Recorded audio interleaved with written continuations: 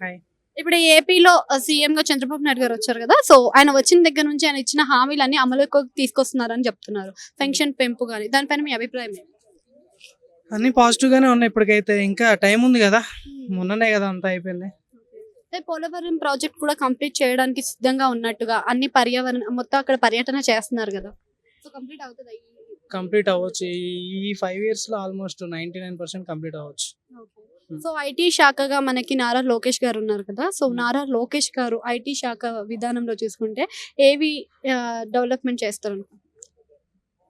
IT వస్తే మంచిదని జెప్పేసి చాలామంది మేము ఆశపడుతున్నాం అక్కడ. మేము గూడా ఇప్పుడు ఇక్కడ నుంచి అక్కడికి ఎళ్ళాలని చూస్తున్నాం అక్కడ అంతా డెవలప్ అయితే.